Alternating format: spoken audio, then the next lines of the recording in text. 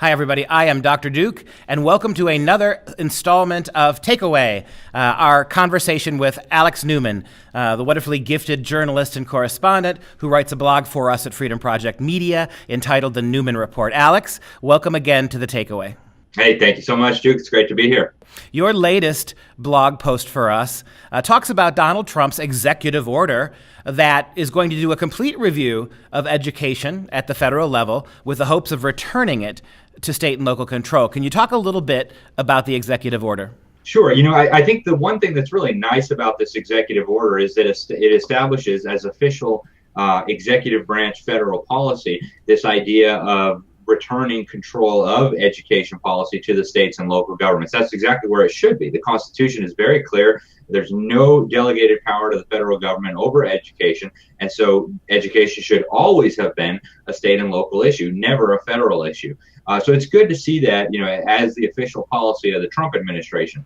But unfortunately, when it comes to whether this executive order is actually going to accomplish that goal, I think we're, a long way from that happening. And I've seen a lot of people celebrating, and I think the celebrations are very much premature.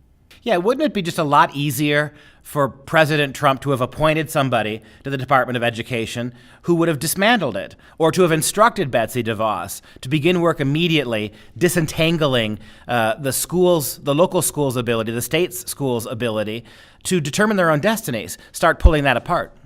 See, that would have been the proper solution. And, on the campaign trail, candidate Trump talked often dismantling the Department of Education. It should have been dismantled, and it should be dismantled. He was absolutely right.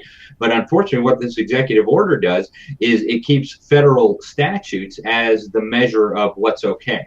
And, as we talked on our last edition of this, the Takeaway, the federal statutes authorize, or purport to authorize, I should say, because none of this is constitutional, but they purport to authorize all federal intrusion into the school system, up to and including the operation of these full-service community schools. I call them parental replacement centers, and the ability of the Secretary of Education to approve or deny standards. And they use the same rhetoric as Common Core, this college and career-ready standards. So there's a lot of problems here. The Constitution should be our yardstick, not unconstitutional federal statutes, as this executive order entrenches. It is an amazing problem we face. A lot of rhetoric directed at fixing the education problem, but whenever we see action, the actual actions taken, they fall short.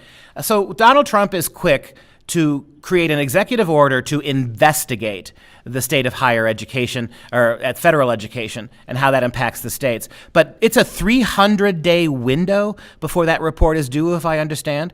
And second point I want to make and get your thoughts on, why is it that he can make an executive order to deal with this, but he can't simply rescind President Obama's executive order, his dear friend note, addition to Title IX legislation that holds state schools accountable for implementing transgender bathrooms? Why can't he just veto that?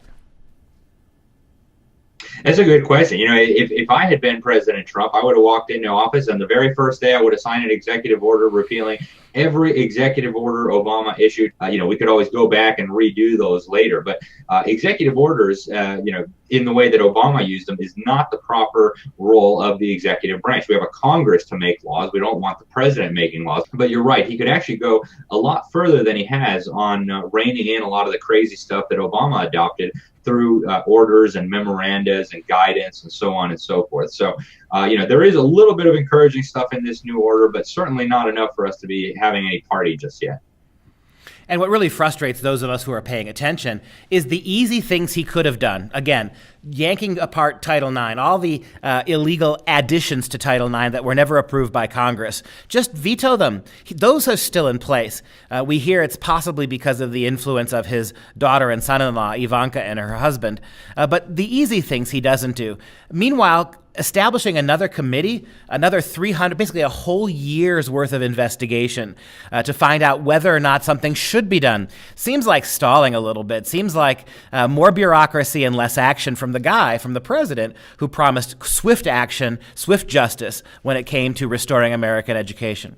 Exactly. And, unfortunately, the yardstick here, as I mentioned, is federal statutes, not the Constitution. The executive order might have been good if he had said, use the Constitution as your yardstick. Does the Constitution authorize this program, this order, this funding source, this bureaucracy? If it doesn't, recommend that it be abolished, and then we'll work on abolishing it.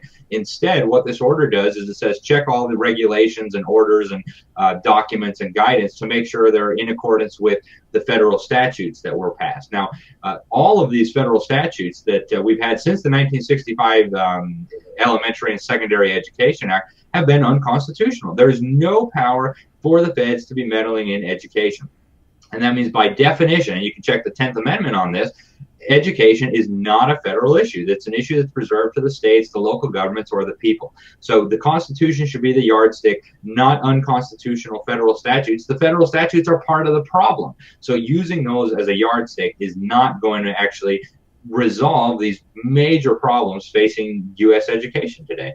Well, Alex, as you as I have been warning for a number of years now, once the feds got their hands fully invested in federal control of education, and the ESSA Act of 2015 did that, it was going to be almost impossible to break it apart because rather than referring to the Constitution, as you say, they refer to their own federal power. It really is a dead-end maze here, a circular form of logic and reasoning that's going to keep power in the hands of a corrupt federal government. I don't care which party's in charge of it, a corrupt federal government that's not looking out for the best interests of your kids.